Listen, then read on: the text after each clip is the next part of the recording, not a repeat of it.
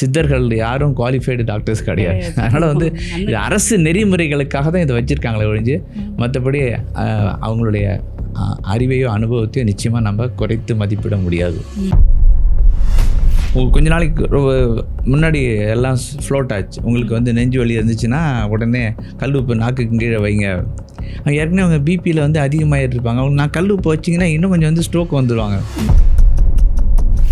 So நல்லது அப்படின்னா நம்மளுக்கு வந்து நிறைய கன்சியூம் பண்ண ஆரம்பிச்சிடுவாங்க. அது வந்து நிச்சயமாக தவறு. அதுமாரி சாப்பிடக்கூடிய காலம், எந்த நேரத்தில் சாப்பிட்றீங்க அப்படிங்கிறத பொறுத்து அந்த மருத்துவத்தன்மை மாறும். ஃபார்மசிஸ்ட்னு சொல்கிறாங்களே, இப்போ மருந்து கொடுக்க டாக்டரோட நிறைய ஃபார்மசிஸ்ட் தான் விவரம் சொல்லுவாங்க. இன்றைக்கும் போயிங்கன்னா கடையில் போனீங்கன்னா டாக்டரோட அழகாக அந்த டாக்டர் ஃபார்மசிஸ்ட் எடுத்து கொடுப்பாரு. பக்குவம் சொல்லுவார், இதை சாப்பிடுங்க, இதை சாப்பிட்றதுக்கு முன்னாடி சாப்பிடுங்க, இதை தேனில் கழிச்சு சாப்பிடுங்க, சாப்பிட்டுட்டு தூங்காதீங்க, இந்த மாதிரிலாம் சொல்லுவாங்க. ஃபார் எக்ஸாம்பிள் வந்து இப்போ லேட்டஸ்ட்டாக வந்து இந்த சிபிஎம் அந்த செட்ரிசின்லாம் கொடுக்குறாங்கல்ல, இந்த மருந்தெல்லாம் சாப்பிட்டு நீங்கள் வாகனம்லாம் ஓட்டக்கூடாது, ட்ரௌசினஸ் வரும்.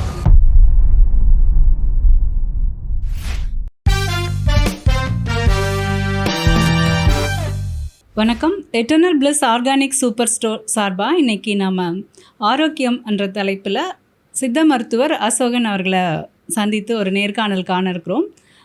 அசோகன் அவர்கள் ரோஹிணி ஹெர்பல் ஹோலிஸ்டிக் சென்டர் அப்படின்னு திருமங்கலம், சென்னை அண்ணா நகரில் நடத்திட்டு வராங்க. 35 வருட அனுபவம் வாய்ந்தவர்கள். உங்களை பற்றி ஒரு சின்ன ஒரு குறிப்பு மாதிரி சொல்லிடுங்க. வணக்கம் நேயர்களுக்கு அனைவர்களுக்கும். 1990 சித்த மருத்துவத்தை முடித்துவிட்டு சொந்த ப்ராக்டிஸ் ப்ளஸ் இப்போ ரோஹிணி ஹோலிஸ்டிக் ஹெல்த் சென்டர் என்ற நிறுவனத்தை திருமங்கலத்தில் நடத்தி கொண்டு வருகிறோம். எங்கள்கிட்ட ரோஹிணி ஆயுர்வேதிக் ஹெல்த் சென்டர் என்று இருந்து அவங்கள்ட்ட ரோஹிணி ஆயுர்வேதிக் டாக்டரும் இருக்காங்க, ஹோமியோபதி டாக்டரும் இருக்காங்க.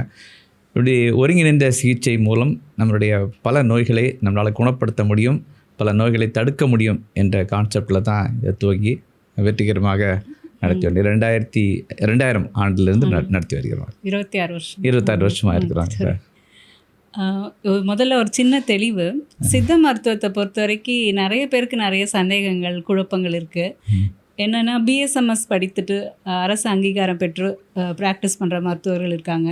அப்புறம் இந்த ஆர்எம்பின்னு கேள்விப்பட்டிருக்கேன், ரெஜிஸ்டர்ட் மெடிக்கல் ப்ராக்டிஷனர். அதை தவிர மூலிகை வைத்தியம் சும்மா அவங்களுக்கு தெரிஞ்சது, அதாவது நான் அவங்கள குறையா சொல்லலை, அனுபவம் வாய்ந்தவர்களும் இருக்காங்க. இப்போ நானே சில பேர்கிட்டலாம் சிகிச்சை எடுத்திருக்கேன். அவங்களுடைய பதவி அந்த இதை பற்றி கூட நம்ம கவலைப்பட வேண்டாம். ஆனால் இதில் மக்களுக்கு ஒரு சின்ன குழப்பம் இருக்குது, அதை மட்டும் கொஞ்சம் தெளிவுபடுத்துகிற மாதிரி. இப்போ கிளாஸ் ப்ராக்டிஷனர் அப்படிம்பாங்க. 5.5 ஆண்டுகள் குறையாமல் நீங்கள் வந்து ஒரு முறையான அரசு அங்கீகாரம் செய்த ஒரு மருத்துவக் கல்லூரியில் படிச்சுட்டு அதுக்குன்னு ஒரு கவுன்சில் இருக்குது. அந்த கவுன்சிலில் போய் நீங்கள் பதிவு பண்ணால் இவங்களை வந்து பதிவு பெற்ற அரசு பதிவு பெற்ற சித்த மருத்துவர் அப்படிம்பாங்க. இதுக்கு வந்து ப்ராக்டிஷனர் அப்படின்னு சொல்லுவாங்க, கிளாஸ் ப்ராக்டிஷனர் அப்படிம்பாங்க. ஸோ இவங்க மட்டும்தான் அரசு வேலையோ அல்லது வந்து அரசு சான்றிதழோ இதெல்லாம் நீங்கள் கொடுக்க முடியும், பெற முடியும்.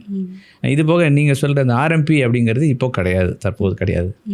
அதுபோக பாரம்பரிய வைத்தியர்கள், சித்த வைத்தியர்கள் அப்படிலாம் போட்டுக்கிறாங்க. அவங்களுடைய பாண்டித்யம், எக்ஸ்பர்டைஸ் இந்த ஃபீல்டு வந்து ரொம்ப அமேசிங்காக இருக்கும். ஆனால் அவங்க வந்து அரசு அங்கீகரிக்கப்பட்ட அவங்க மருத்துவர் அப்படின்னு அவங்க சொல்ல முடியாது. பட் அவங்களுடைய அறிவையோ அவங்களுடைய பாரம்பரிய மருத்துவரையோ நாங்கள் கொஞ்சம் கூட குறைத்து மதிப்பிடல. இன்னும் கரெக்டாக சொல்லணும்னா நாங்கள் படித்த நூல்களை இயற்றிய சித்தர்கள் யாரும் குவாலிஃபைடு டாக்டர்ஸ் கிடையாது. அதனால் வந்து இது அரசு நெறிமுறைகளுக்காக தான் இதை வச்சுருக்காங்களே ஒழிஞ்சு மற்றபடி அவங்களுடைய அறிவையோ அனுபவத்தையோ நிச்சயமாக நம்ம குறைத்து மதிப்பிட முடியாது. இன்னும் சொல்லப்போனால் அவங்கள்ட்ட இருக்கிற அந்த வெல்த்தை, அந்த அறிவை வந்து இன்னும் கொண்டாந்து நம்ம டாக்குமெண்ட் பண்ணி இப்போ முறையாக செஞ்சோம் அப்படின்னு வச்சுக்கோங்க, ஏராளமான ஒரு வைத்திய அனுபவங்கள் வந்து பொதுமக்களுக்கு கிடைக்கும். அதனால் ஒரு இன்ஸ்டியூஷனலி குவாலிஃபைடு, இன்ஸ்டியூஷனலி அன்குவாலிஃபைடு அப்படின்னு சொல்லி நம்மளை பிரித்து பார்க்காம மொத்தமாக அவங்களாம் அந்த அறிவுசார் மக்களை வந்து நிச்சயமாக நம்ம மதிக்கணும் அப்படிங்கிறது என்ன மாதிரி உள்ளவங்களாம். இன்னும் பாரம்பரிய சித்த வைத்தியர்கள் சங்கம் அப்படின்லாம் தனியாக நிறையா வச்சுருக்காங்க. அவங்களாம் அவங்களுடைய ட்ரெடிஷ்னல் நாலேஜை வந்து வரிசையாக வாங்கி அவங்க கடத்திட்டே போயிட்டுருப்பாங்க. அதை வாங்கி இவங்க வாங்கி பயன்படுத்திட்டு இருப்பாங்க. அதனால் வந்து இதில் எங்களுக்கு ஒரு சின்ன அனுபவமும் இருக்குது. எங்களோட சொந்த கிராமத்துலேயே ஒருத்தர் அமைதியாக நடந்து போயிட்டே இருப்பார். எங்களுக்கு தெரியாது, ஊரில் சும்மா எல்லோரும் ஒரு சாதாரணமாக தான் நினச்சாங்க. ஆனால் தற்செயலாக ஹீலர் பாஸ்கர் வந்து எங்கள் ஊருக்கு ஒரு நிகழ்வுக்காக வரும்பொழுது அவரை பார்த்து பேசி நிறைய விஷயங்களை அவர்கிட்ட அறிஞ்சிருக்காரு. பகிர்ந்துக்கிட்டு அப்புறம் அவர் நல்ல சித்தர்னு சொல்லிட்டு அவரோட அந்த பத்திரிகையிலையும் எழுதியிருந்தார். இது ஒரு நல்ல அனுபவமாக இருந்தது எனக்கு. அடுத்து வந்து இந்த குழப்பம் பற்றிய ஒரு கேள்வி. அதாவது நம்ம இப்போது சோஷியல் மீடியாவில் பெரும்பாலும் பார்க்குறோம், வாட்ஸ்அப் யூனிவர்சிட்டி இருக்குது, இன்ஸ்டாகிராம் யூனிவர்சிட்டி இருக்குது. அதை தவிர டிவி சேனல் கேட்கவே வேண்டாம். விதவிதமாக எனக்கு திடீர்னு கடையில் வந்து கடற்சி காய் இருக்கா, இந்த காய் இருக்கா, அந்த காய் இருக்கான்னு கேட்பாங்க. எனக்கு பயமாக இருக்கும், என்ன கேட்குறாங்கன்னு பார்த்தா ஏதோ ஒரு ப்ரோக்ராமில் சொல்லியிருப்பாங்க. ஸோ இதை எப்படி தெளிவாக எடுத்துக்கிறது கொஞ்சம்? இல்லை, நீங்கள் நீங்களே சொல்லிட்டீங்க வாட்ஸ்அப் யூனிவர்சிட்டி அப்படின்னு சொல்லிட்டு. வள்ளுவர் வந்து மெய்ப்பொருள் காண்பது அறிவு அப்படிங்கிறத 2 குறளில் பயன்படுத்தியிருப்பார். இது மட்டும் நம்ம மைண்டில் வச்சுட்டோம்னா போருங்க. ஒன்று, எப்பொருள் யார் யார் வாய் கேட்பினும் அப்பொருள் எப்பொருள் எத்தன்மை தாயினும். யார் யார் வாய் கேட்பு வந்து இப்போ சில பேர் பொய்யை சொல்ல மாட்டாங்க அப்படின்றது அவங்க மனிதர்களுக்கு மேலே நீங்கள் வச்சுருக்காது. இன்னொன்று வந்து எத்தன்மை தாயினும் அப்படிங்கிறது கொஞ்ச நாளைக்கு முன்னாடி எல்லாம் ஃப்ளோட் ஆச்சு. உங்களுக்கு வந்து நெஞ்சு வலி இருந்துச்சுன்னா உடனே கல் உப்பு நாக்குக்கு கீழே வைங்க. ஏற்கனவே அவங்க பிபியில் வந்து அதிகமாகிட்டு இருப்பாங்க. அவங்க நான் கல் உப்பு வச்சிங்கன்னா இன்னும் கொஞ்சம் வந்து ஸ்ட்ரோக் வந்துடுவாங்க. அது மாதிரி உறுதிப்படுத்தப்படாத ஆதாரம் இல்லாத தகவல்களை மக்கள் வந்து நிச்சயமாக படிக்க வேண்டாம். கரெக்டாக சொல்ல போனால் ஃபார்வேர்டு பண்ண வேண்டாம். அடுத்தது ஃபார்வேர்டும் பண்ண வேண்டாம், ஃபாலோவும் பண்ண வேண்டாம். அதுமாதிரி நான் என்னுடைய நம்ம கிளினிக்கில் வரக்கூடிய பேஷண்ட்ஸ் எல்லாத்தையும் சொல்கிறது, உங்களுக்கு சந்தேகம் இருந்தால் உடனே எங்களுக்கு ஃபார்வேர்ட் பண்ணிவிடுங்க, அதனுடைய மெய்த்தன்மையை நான் சொல்லிடுறேன். அதுதான் பண்ணிகிட்ருக்கோம். இந்த உலகளாவிய ஒரு ஆயுஷ் பத்தி அப்படின்னு ஒரு அமைப்பு வச்சுருக்கோம். அங்கே வந்து வேர்ல்டு வைடு இருக்கக்கூடிய ஆயுர்வேதா, சித்தா, ஹோமியோபதி, யுனானி டாக்டர்ஸ் எல்லாம் சேர்ந்து ஒரு ஃபெடரேஷன் ஒன்று வச்சுருக்கோம். அவங்கள்ட்ட வந்து நாங்கள் போட்டு கேட்குறோம், இந்த மாதிரி இப்போ நீங்கள் சொன்னீங்களே கழச்சிக்காய் கொடுத்தோம். எங்களுக்கே பேசிக்காக கழச்சிக்காய் அப்படின்னா அது வந்து டெஸ்டைக்கிளில் இருக்கக்கூடிய ஸ்வெல்லிங்கை குறைக்கும். அந்த மருந்து இருக்குன்றது நாங்கள் படிச்சிருக்கோம், இப்போ கிளினிக்கல்லையும் கொடுத்துட்ருக்கோம். அது போக இது வந்து கேன்சருக்கு ஏதாவது கொடுத்துருக்கோம் அல்லது முட்டு வலிக்கு ஏதாவது கொடுக்கணும்னு சொல்லி புதுசாக கிளப்பும்பொழுது நாங்கள் அந்த மாதிரி சந்தேகங்களை திருப்பி வந்து அவங்களுக்கே சொல்கிறோம். அதனால் நீங்கள் எப்போ வேணாலும் வந்து இந்த நம்பருக்கு உங்கள்கிட்ட கேட்கலாம் சரி, இல்லை என்கிட்ட கேட்டாலும் சரி, இந்த டவுட்டை வந்து தீர்த்துடலாம். இதை வந்து சொல்லுங்கள். அதுலேயே தான் தொடர்ச்சியாக இன்னொரு கேள்வி. அதில் எனக்கு அந்த அளவு, இப்போ ஒரு கடுக்காய் பொடி சாப்பிட்டா ஜீரணமாகும், சளி போகும், அது ஓகே. அந்த மாதிரி ஒரு ஏலக்காய் போட்டு கொதிக்க வச்சிங்கன்னா, இல்லை அந்த கருஞ்சீரகம் இந்த மாதிரி பொடிகள்லாம் போட்டிங்கன்னா வெயிட்டு குறையும். அதை வந்து எவ்வளோ நாள் சாப்பிட்ணும், எப்படி சாப்பிட்ணும், இந்த குழப்பங்கள் நிறைய பேருக்கு இருக்கும் இல்லையா? மூலிகையில் பொறுத்தவரை நீங்கள் ஓவர் டோசேஜ் அப்படின்லாம் வந்துட போகிறது இல்லை. அண்டு எல்லாமே சொல்லாங்களா, அமிர்தமாயனும் அளவோடு ஒன்று. இந்த அளவு அப்படிங்கிறது அந்த சாப்பிடுறவங்களுடைய வயது, சாப்பிடுறவங்களுடைய உடல் எடை, சாப்பிடுறவங்களுடைய வாழும் இடம், அவங்களுடைய உணவு முறை, அது கான்ஸ்டியூஷன் சொல்லக்கூடிய அந்த வாதமாக பித்தமாக கபம், இதை பொறுத்து தான் அளவை வந்து தீர்மானிப்பார்கள். அந்த காலத்துலேருந்து இப்போ தான் நமக்கு மெட்ரிக் சிஸ்டம் வந்திருக்கு. அப்போவே வந்து குன்றி எடை, கல் எடை, அரிசி எடை அப்படின்னு சொல்லி கொடுத்துருக்காங்க. அதை வந்து நிச்சயமாக ஒரு தேர்ந்த மருத்துவர் மட்டும்தான் சொல்ல முடியும். ஸோ நல்லது அப்படின்னா நம்மளுக்கு வந்து நிறைய கன்சியூம் பண்ண ஆரம்பிச்சிருவாங்க. அது வந்து நிச்சயமாக தவறு. அதுமாரி சாப்பிடக்கூடிய காலம், எந்த நேரத்தில் சாப்பிட்றீங்க அப்படிங்கிறத பொறுத்து அந்த மருத்துவத்தன்மை மாறும். அப்புறம் அதோட எதை நீங்கள் சாப்பிட்றீங்க, சாப்பிட்டு முடிச்சுட்டு என்ன செய்கிறீங்க, இந்த மாதிரி பல விஷயங்கள் இருக்குது. அதனால் மூலிகை சரியாக்கும் அப்படிங்கிற எண்ணம் இருந்தாலும் அதை எப்படி நீங்கள் எடுத்து சாப்பிட்றீங்க அப்படிங்கிறத பொறுத்தது. நிச்சயமாக ஒரு சாதாரண எந்த முறையாக பயின்ற மருத்துவரும் அதை ஈஸியாக சொல்லிவிடுவாங்க. அதை நீங்கள் கேட்டு தெளிவு பெற்று அதை கடைப்பிடிச்சினாலே போகிறோம். பக்க விளைகளோ வேறு எந்த விளைகளோ வராமல் நம்ம காத்துக்கலாம். இப்போது சித்த மருத்துவத்துலேயும் அந்த 48 நாள் ஒரு மண்டலம் அப்படின்லாம் சொல்கிறாங்களே, அதுக்கு என்ன காரணம்? அந்த வெரி குட். 45 நாள் கணக்கு அல்லது 48 நாள் அப்படிங்கிறது ஒரு நல்ல கேள்வி. இது அந்த வாதப்பித்த கபம் அப்படிங்கிறது 3 டைப் ஆஃப் பாடியை சொல்லுவாங்க. அதில் அந்தந்த நோய்களுக்கு தகுந்த மருந்தை எடுத்து கொடுக்கும்போது முதல்ல அந்த மருந்து உள்ளே போகும்போது மாதிரி டீடாக்சிஃபிகேஷன் அப்படின்னு நடக்கும். இது வரைக்கும் நீங்கள் பண்ண உடம்பு செஞ்சுருக்கிற தவறெல்லாம் நீக்கிறது ஒன்று. தென் அந்த மருந்து ஆக்சுவலாக வேலை பண்ணுறது. தென் அதுக்கப்புறம் அந்த டோசேஜ் வந்து டேப்பர் பண்ணி கொடுக்குறது. இதுக்கு தான் வந்து அந்த 45 நாள் இந்த உடம்பு வந்து அதை தகவமைத்து கொண்டு அதுக்கு தகுந்த மாதிரி இந்த சிஸ்டத்துக்குள்ளே ஊடுருவி 10 விதமான வாயுக்கள் சொல்லுவாங்க. இது எல்லாத்துலேயும் எது எப்போல்லாம் போய் எப்படி பரவணும் அப்படிங்கிறதுக்கு ஒரு சில நெறிமுறைகள் இருக்குது. அதனால தான் இந்த 45 நாள் முறையாக வந்து ஒரு மருத்துவர் நீங்கள் கொடுக்கும்பொழுது அதையும் அந்த பேஷண்ட் வந்து முறையாக சாப்பிடும்போது ஒரு மண்டலம் என்று சொல்லக்கூடிய 45-48 நாளாக அதுக்கு மேலே தேவைப்படாது. சில ராஜ மருந்துகள் அல்லது நாட்பட்ட நோய்களுக்கு மட்டும்தான் 2வது மண்டலம் தேவைப்படும். அதில் அவங்க மருத்துவர் சொல்லக்கூடிய எல்லா பக்குவத்தையும், குறிப்பாக அனுபானம் என்று சொல்லக்கூடிய அட்ஜுவன்ட், தேனில் கலந்து சாப்பிடு, மோரில் கலந்து சாப்பிடு, பாலில் சாப்பிட்டுட்டு இதை பண்ணு, சாப்பிடாத இதை பண்ணு. அடுத்தது பத்தியம், இதெல்லாம் சாப்பிடுங்க, இதெல்லாம் சாப்பிடக்கூடாது, இதெல்லாம் கடைப்பிடிச்சிட்டு வந்தாங்க அப்படின்னா 45 நாளுக்குள்ளே நிச்சயமாக பெரும்பாலான நோய்களை குணப்படுத்தி விட முடியும். இப்போ வள்ளுவர் பார்த்தீங்கன்னா மருந்துன்னு ஒரு அதிகாரம் வச்சிருக்காரு. சரிங்க. ஆனால் அதில் மருந்தை பற்றியே டிஸ்கஷன் இருக்காது. நீங்களே படிச்சிருப்பீங்க. அந்த நோய் எப்படி வருது, அதை எப்படி தீர்க்கணும், அந்த மாதிரி தான் அந்த 10 குறளுமே இருக்கும். அதுலேயும் இந்த குறள் எனக்கு ரொம்ப பிடிக்கும். உற்றவன் தீர்ப்பான் மருந்துழை செல்வானின் நோயுற்றவன் நோய் தீர்க்கும் மருந்தை கொடுக்குறோம். 10 குறள்ல வந்து அவர் 7 வந்து சாப்பாட்டை பற்றி இருப்பார். மருந்துன்னு பேரிட்டு சாப்பாட்டை பற்றி, இதுதான் சித்த மருத்துவத்தோட அடிப்படை. உணவே மருந்து, மருந்தே உணவு. ஒரு உணவை வந்து நீங்கள் கரெக்டாக மருந்து மாதிரி சாப்பிட்றது, அல்லது மருந்து எப்படி உணவு மாதிரி சாப்பிட்றதுன்னா, ஒரு சுக்கு இருக்குது தெரியும், உங்களுக்கு தெரியும், மிளகு தெரியும், சீரகம் தெரியும், இது எல்லாமே வந்து திப்பிலி அப்படி சொல்லுவாங்க. இது எல்லாமே நம்ம ரசத்தில் போட்டு சாப்பிடுவாங்க. அந்த சுக்கு, மிளகு, திப்பிலி இதே வந்து சரியான அளவு, ஈக்குவல் குவான்டிட்டின்னு வச்சுக்கலாம். எடுத்து நீங்கள் ஒரு வெறும் வானலியில் வறுத்துட்டு பொடி பண்ணி நீங்கள் சாப்பிட்டீங்க அப்படின்னா it's an excellent medicine for most of the digestive disorders. செரிமான நோய்கள் எல்லாத்துக்குமே பண்ணும். இப்போ நீங்கள் கேட்ட சொன்ன குரலில் வந்து என்டையர் மருந்து சிஸ்டமே 4 கொண்டு வருது. உற்றவன், நோய் உற்றவன், தீர்ப்பான், டாக்டர் தீர்ப்பான், உழைச்செல்வான். உழைச்செல்வான்ங்கிறது நீங்கள் ஃபார்மசிஸ்டாகவும் எடுத்துக்கலாம், நர்ஸாகவும் எடுத்துக்கலாம். உற்றவன், தீர்ப்பான், மருந்து, உழைச்செல்வான், இந்த 4 பேரால் ஆனது தாங்க ஒரு என்டையர் மெடிசின் சிஸ்டம் அப்படிங்கிறது. ஒரு சுருக்கமாகவும், ரத்தின சுருக்கமாகவும், அதே சமயத்தில் உள்ளதையும் விரிவாகவும் கொடுத்துருக்காரு. இது 4ல் ஒன்றுத்துலேயும் வந்து நம்ம ஃபோக்கஸ் பண்ணோம். உற்றவன், நோய் உற்றவன்னா அந்த பேஷண்ட்டோடைய கம்ப்ளீட் டீட்டெயில். அடுத்தது மருந்து. அந்த மருந்துங்கிறது உள்ளர சாப்பிடக்கூடிய மருந்துகள் 32, வெளியில் போடக்கூடிய மருந்துகள் 32 என்று சித்த மருத்துவம் அக மருந்து புற மருந்துன்னு சொல்லுது.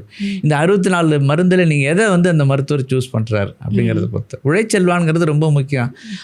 அந்த ஃபார்மசிஸ்ட்னு சொல்கிறாங்களே, இப்போ மருந்து டாக்டரோட நிறைய ஃபார்மசிஸ்ட் தான் விவரம் சொல்லுவாங்க. இன்றைக்கும் போனீங்கன்னா கடையில் போனீங்கன்னா டாக்டரோட அழகாக அந்த டாக்டர் ஃபார்மசிஸ்ட் எடுத்து கொடுப்பாரு.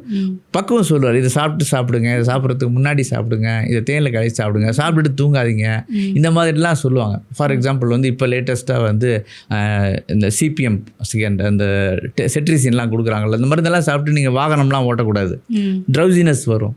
அப்போ டாக்டர் சொல்லுவாங்க, இதை போட்டு தூங்கிடுங்க, உடனே இதை போட்டு வாகனம் ஓட்டாதீங்க அப்படிங்கிறது. அதுதான் அந்த உழைச்செல்வானுடைய கடமை. இது தற்காலத்தில் இது சாத்தியம் பண்ணிட்டு இருக்காங்களே. இப்போ வந்து டாக்டர் வந்து பேஷண்ட் வந்து டாக்டர் பார்க்குறாங்க, பார்த்துட்டு ப்ரிஸ்கிரிப்ஷன் டாக்டர் கொடுக்குறாரு, அதை வாங்கிட்டு ஃபார்மசிஸ்ட், நர்ஸு சொல்கிறாங்க. அதனால் வந்து சாத்தியப்படுத்தினோம்னு வச்சுக்கோங்க, நல்லது. இப்போ அதுக்குமாக நேராக கடையில் போய் டாக்டர்கிட்ட போனால் கன்சல்டேஷன் ஃபீஸ் கொடுக்கணும், நிற்கணும், வெயிட் பண்ணணும்ல. நேராக போயிட்டு எனக்கு தலை வலிக்குது, ஃபீவர்னுன்னா அந்த ஃபார்மசிஸ்ட் எதோ கொடுக்குறாரு. அதனுடைய பக்க விளைவுகள் ரொம்பவே அதிகமாக இருக்கும். இதுவும் ஒரு மக்களுக்கு இருக்க குழப்பம்தான். சித்த மருத்துவத்தில் வந்து மெட்டல் இல்லை மெர்க்குரி நிறைய கலக்கிறதா. மெர்க்குரி என்ன வேலை வைக்கிறது தெரியுமா? நானும் கேள்விப்பட்டிருக்கேன். மெர்க்குரியோட வேலை திரும்ப ஏதோ நவீன மருத்துவத்திட்ட போயிட்டீங்கன்னா அவங்க வந்து இது சாப்பிட்டியா, அப்போ அதனால தான் ரீனல் ஃபெயிலியர் வந்து அப்படின்னு ரொம்ப ஈஸியாக சொல்லுவாங்க. ஓகே, அதை பற்றி உங்களுக்கு ஒரு தெளிவு வேணும். நல்ல கேள்விங்க. ஆனால் அந்த மாதிரிலாம் மெட்டலில் வந்து ஃபஸ்ட்டு கலக்கி எந்த டாக்டரும் கொடுக்க மாட்டாங்க. ஸோ ரச செந்தூரம், ரச பஸ்பம் இதெல்லாம் இருக்குது. அவ்வளோ சீக்கிரம் எந்த டாக்டரும் கொடுத்துட மாட்டாங்க. அது எவ்வளோன்னா வேர்பாரு, தழைப்பாரு, மிஞ்சினக்கால், மெல்ல மெல்ல பஸ்ப செந்தூரம் பாரு. ஒரு டிசீஸ் உங்களுக்கு வந்துச்சு அப்படின்னா உடனே தங்க பஸ்பம் கூட, வைர பஸ்பம் கூட, தாமிர பஸ்பம் கூட எந்த டாக்டரும் சொல்ல மாட்டாங்க. ஃபஸ்ட்டு அதுக்கு மூலிகை தீர்வு என்ன இருக்குது அப்படிங்கிறதான் பார்ப்பாங்க. ஸோ முதல்ல ஃபஸ்ட்டு லெவலில் வந்து ஒரு இலையை வந்து பொடி பண்ணி அது வந்து ஒரு சூரண ஃபார்மில் கொடுப்பாங்க, அல்லது ஒரு கஷாயம் மாதிரி போட்டு கொடுப்பாங்க. இதை முதல்ல 3 நாள் சாப்பிடுங்க, சரியாக வரும்.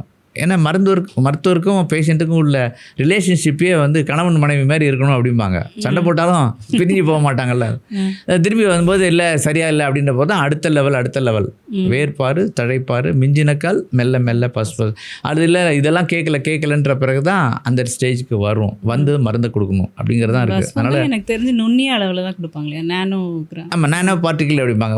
நீங்கள் இரும்பு பஸ்பமோ, தங்க பஸ்பமோ, வெள்ளி பஸ்பமோ எதை எடுத்தாலும் சரி, நீங்கள் இல்லை ஃபஸ்ட்டு அந்த அதோடைய ஃபைனல் முடித்த பார்ட்டிகள் எடுத்து ஒரு மெட்டலை நீங்கள் தூக்கி போட்டால் தண்ணியில் என்ன ஆகும். ஆனால் இந்த முடித்த மருந்துங்கிறது ப்ராப்பராக ஃபினிஷ் பண்ண மருந்தை பார்த்தீங்கன்னா நேனோ பார்ட்டிகள் அளவுக்கு போகும். இன்னும் சொல்ல போனால் அந்த சாம்பல் இருக்குல்ல அந்த அளவுக்கு இருக்கும். அதை நீங்கள் தூக்கி தண்ணியில் போட்டிங்கன்னா அப்படியே மிதக்கும் முதல்ல. தென் ஒரு பஸ்பமோ செஞ்சு முடித்த பிறகு அது குவாலிட்டி செக்குங்கிறது ரொம்ப ரொம்ப ஹையாக இருக்கும். அது முடிஞ்ச அந்த பஸ்பம் அந்த ஸ்டேஜ் வரல அப்படின்னா அது மருந்து இல்லைன்னு சொல்லிட்டு அப்படியே டிஸ்கார்ட் பண்ண சொல்லிடுவாங்க. அதனால் வந்து சித்த மருந்துகள் அப்படிங்கிறது ரொம்பவே மோர் தென் த மாடர்ன் மெடிசின் அதனுடைய QC என்று சொல்லக்கூடிய குவாலிட்டி செக் இருக்குல்ல ரொம்பவே அதிகமாக இருக்குங்க. அதனால் வந்து பயப்படாமல் சாப்பிடலாம். நிச்சயமாக சித்த மருத்துவத்தை முறையான மருத்துவர் நீங்கள் படும்போது சிறுநீரக பாதிப்பு கிட்னி ஃபெயிலியர் என்பது நிச்சயமாக வராது. இதில் எனக்கு ஒரு அனுபவமும் இருக்குது. அந்த ப்ரெக்னன்சி டைமில் அயன் டேப்லெட் கொடுப்பாங்களே, அலோபதி வந்து நமக்கு சுத்தமாக அந்த நேரத்தில் ஏற்கனவே ஒரு வாமிட்டிங் சென்சேஷன் இருக்கும், சாப்பிடவே முடியாது. அப்புறம் ஒரு சித்த மருத்துவர் தான் அயச்செந்துரும் நீங்கள் சொன்ன மாதிரி ரொம்ப குறைவான அளவில் தேனில் குழச்சி அது ஒன்று தான் உள்ளே போச்சு. அதுமாதிரி அயக்காஞ்சி செந்துரும் அதெல்லாமே கொடுக்கலாம். அண்ட் இன்னும் ரொம்ப முக்கியமாக சொல்லணும்னா பயோ அவைலபிலிட்டி அப்படிம்பாங்க. மருந்து உள்ளே சாப்பிட்டு போன பிறகு என்ன நேராக போய் கல்லீரல் போகும். ஸோ அங்கேருந்து போய் வந்து அப்படி இல்லை இன்டெஸ்டைனில் போய் அப்சர்பேஷன் ஆகி உள்ளே போகும். ஃபைனலாக அதிகமாக உள்ளது எல்லாமே இந்த லிவரில் வச்சுட்டு ஸ்டோர் ஆகி அங்கேருந்து தான் வெளில போக ஆரம்பிக்கும். இதில் வந்து ஒரு நீங்கள் இரும்பு சத்து குறைஞ்சுன்னா ஆங்கில மருத்துவத்தில் ஃபெரசல்ஃபேட் ஏதாவது ஒரு ஃபார்மில் கொடுப்பாங்க. அது ரொம்ப பெயின்ஃபுல் இன்ஜெக்ஷனாக கொடுப்பாங்க. ஸோ வாய் வழியாக நீங்கள் கொடுக்கும்பொழுது அந்த டைஜஸ்டிவ் ஜூஸில் அது இரிட்டேஷன் வந்து வீணாக போயிடும். அதனால தான் மோஸ்ட்லி இரும்பு சத்தெல்லாம் இன்ஜெக்ஷன் ஃபார்மில் கொடுப்பாங்க. ஸோ நம்மளது தாவரங்கள்லேயே போவோம், நேச்சுரலாக போய் கொஞ்சம் கொஞ்சமாக போய் அப்சர்வ் ஆகும். ஃப்ரூட்ஸ் வழியாக போவோம், கீரைகள் வழியாக போவோம். அந்த அப்சார்ப்ஷன் வந்து தேன்லேயும் இரும்பு சத்து இருக்கு. எதுலங்க இருக்குது, எல்லாத்துலையும் இருக்குது. பட் ரொம்பவும் கம்மியாக இருக்கும். பாலில் தான் இருக்கிறதுலே ரொம்ப இரும்பு சத்து குறைவாக இருக்கும். மற்ற எல்லாமே கீரைகள் டார்க் லீஃப் பச்சை டார்க்காக உள்ளதில் எல்லாமே நீங்கள் இரும்பு சத்து நீங்கள் அதிகமாக பார்க்கலாம். சுண்டைக்காய் நேச்சுரலாக உங்களுக்கு அயன் சத்து வேணும்னா நீங்கள் நிறையவே சாப்பிடலாம். இப்போது ஆரோக்கியம்ன்றது நம்ம எப்போவுமே உடல் நலம் பற்றியே பேசுகிறோம். ஆனால் ஒரு மனிதனுக்கு வந்து ஃபினான்ஷியல் ஹெல்த்தும் முக்கியம், எமோஷ்னல் ஹெல்த்தும் முக்கியம் இல்லையா? Emotional health. ஆமாம். ஏன்னா இப்போ யாரை பார்த்தாலும் ஸ்ட்ரெஸ்ஸுங்கிறாங்க, சின்ன பிள்ளைங்களே சொல்லுது எனக்கு ஒரு டென்ஷன் ஏற்றிடாதீங்க அப்படிங்கிறாங்க. நானே டென்ஷனில் இருக்கேன், நீ அப்புறமா கேளு. இதை வந்து சித்த மருத்துவம் எப்படி ஹேண்டில் அதுக்கு மருந்துகள் இருக்கா இல்லை எந்த பர்டிகுலர் ஹெல்த்துன்னு சொல்ல வரீங்க நீங்கள்? எமோஷ்னல் ஹெல்த் ரொம்பவே சொல்லியிருக்காங்க. அந்த காலத்தில் வந்து இப்போ தான் வந்து எமோஷனல் ஹெல்த் இருக்குதுன்னு நினச்சிட்டு இருக்கிறாங்க. உலக சுகாதார நிறுவனம் வந்து ஹெல்த்தை வந்து மொத்தம் 3 தான் சொல்லுவாங்க. Physical health, mental health, social health. உடல் நலம், மனநலம், சமுதாய நலம். ஆனால் இன்றைக்கி நீங்கள் சொல்கிற மாதிரி இந்த சமுதாயத்தில் மொத்தம் 10 விதமான ஹெல்த் வேணுங்க.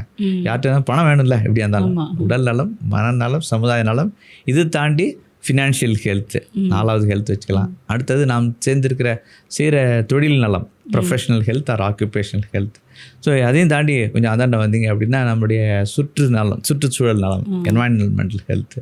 இல்லை எனக்கு தெய்வ பக்தி இருக்குது, இல்லை தெய்வ பக்தி இல்லை, இதுலேயே ஒன்றில் ஸ்ட்ராங்காக இருக்கிறது ரொம்ப முக்கியமானது ஸ்பிரிச்சுவல் ஹெல்த்து. ஸோ அது வந்து ரொம்பவே முக்கியமானது. அடுத்தது நம்ம எல்லாருடைய உறவு நலம், ரிலேஷன்ஷிப் ஹெல்த்து. ஸோ அது வந்து 8வது வருது, ரொம்ப உட்காந்து. தென் அடுத்தது நம்ம இன்டலெக்சுவல் ஹெல்த்து. நம்ம அதை போக கஷ்டப்பட்டு ஒருத்தர் படிச்சுட்டு வரோம், புதுசாக ஒரு ஆர்டிஃபிஷியல் இன்டெலிஜென்ஸ் அதெல்லாம் ஒன்றுமே கிடையாது. எந்த கேள்வி வேணாலும் கேளு, முதல்ல ஆன்சர் தெரிஞ்சவங்க தான் முதல்ல பெரிய ஆளாக இருந்தாங்க. இப்போ கேள்வி கேட்குறவங்க தான் பெரிய ஆளாகிட்டாங்க. ஏன்னா கேள்வி கேட்டால் எல்லாமே வந்துடுது. ஸோ அந்த இன்டலெக்சுவல் ஹெல்த்தை முக்கியம்.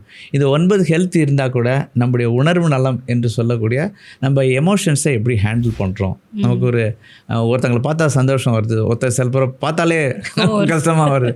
ஸோ இப்படி மொத்தம் 35 விதமான ஃபீலிங்ஸ் இருக்குது. அந்த எமோஷன்ஸ் வந்து நம்ம எப்படி ஹேண்டில் பண்ணுறோமோ அதை வச்சு தான் நம்மளுடைய வாழ்க்கை. இன்றைக்கி அரசியல்லே ஆகட்டும் சரி, அல்லது பிஸ்னஸ்லே ஆகட்டும் சரி, ரொம்ப ஹையாக வந்தவங்களெல்லாம் போயிட்டு இவங்களை இந்த நிலைமைக்கு கொண்டு வரத்துக்கு என்னன்னு கேட்டால் சின்ன பிள்ளைய நான் பட்ட அவமானங்க அப்படிம்பாங்க, என்னை அப்படி பேசிட்டாங்க அப்படி. அந்த எமோஷன்ஸ் வந்து அவங்க எப்படி ஹேண்டில் பண்ணுறாங்கன்றத பொறுத்து தான் ஒருத்தவங்களை மேல். அதே சமயத்தில் 4 பேருக்கு முன்னாடி என்ன அப்படி சொல்லிட்டாங்கன்னு சொல்லிட்டு சூசைட் பண்ணிக்கிறாங்க நிறையா. ஸோ இது எல்லாத்துக்கும் காரணம் நீங்கள் சொன்ன அந்த எமோஷனல் ஹெல்த். இதை பற்றிலாம் அந்த காலத்துலேருந்து சொல்லியிருக்காங்க. மருந்துகளும் இருக்கா இல்லை மருந்துகள்லாம் இப்போ நல்ல கேள்வி. இது ஏற்படுத்தக்கூடிய பாதிப்புகளை வந்து நியூட்ரலைஸ் பண்ணுறது. ஸோ ஒரு எமோஷனலி ஒருத்தங்க அப்செட் ஆகிட்டாங்க அப்படின்னா அவங்களுக்கு வந்து 3 விதமான குறிகுணங்கள் உடம்புல தோணும். ஒன்று வந்து நம்மளோட ஃபிசிக்கலி நம்ம உடம்பு வந்து எந்த அளவுக்கு ஃபிசியலாஜிக்கலி நம்ம அடுத்தது உடல் ரீதியாக இயங்குவே, அடுத்தது சைக்கலாஜிக்கலி உளவியல் ரீதியாக எப்படி பழக்கும், தென் அடுத்தது பிஹேவியர் நம்ம நடத்தை எல்லாமே மாறிடுச்சு. அதுக்கப்புறம் தாங்க ஆள் மாறிட்டாங்க அப்படிம்பாங்க. ஸோ 3 விதமான பாதிப்புகளையும் ஏற்படுத்தக்கூடியது இந்த எமோஷன்ஸ் என்று சொல்லக்கூடிய நீங்கள் சொல்லக்கூடிய ஸ்ட்ரெஸ்ஸு. இதெல்லாம் பாரம்பரியத்தில் அந்த காலத்துலேருந்து சொல்லியிருக்காங்க. அந்த இடத்துல அது வந்து அந்த இலக்கியத்தெல்லாம் நீங்கள் உள்ளே எடுத்து பார்த்தீங்கன்னா அவனுடைய மகள் மலம் வந்து அனிச்சம், மோப்பக்குழை அனிச்சம்லாம் சொல்கிறாங்க. இதெல்லாம் என்னதுங்க? முகம் தெரிந்து உங்களை பார்த்தாலே தெரியுது, நான் தொடர்ந்து உங்களை பேசலாமா அல்லது உங்கள் வீட்டில் நீங்கள் கொடுக்குற சாப்பாடை சாப்பிட்லாமா அப்படிங்கிறதுலாம்.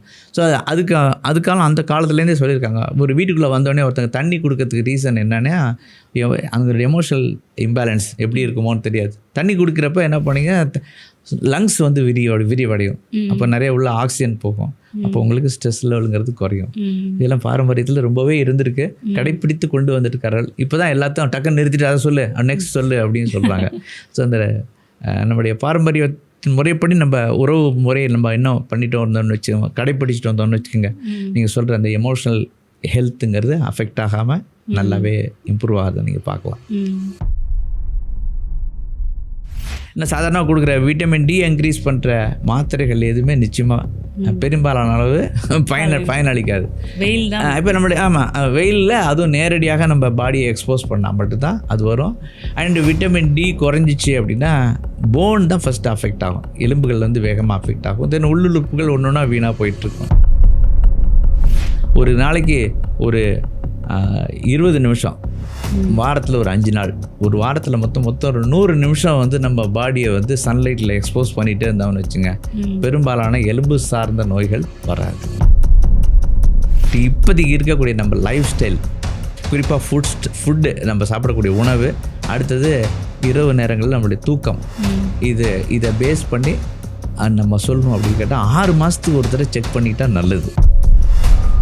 நம்ம உணவு எவ்வளோ சாப்பிட்றோமோ அதுக்கு தகுந்த அளவு உடல் உழைந்து நம்ம உழைக்கிறது இல்லை, அல்லது உடல் எவ்வளவு உழைக்குதோ அதுக்கு தகுந்த உணவை சாப்பிட்றது இல்லை. இந்த ஒரு டிஸ்ப்ரொபோர்ஷனில் வர்றது தான்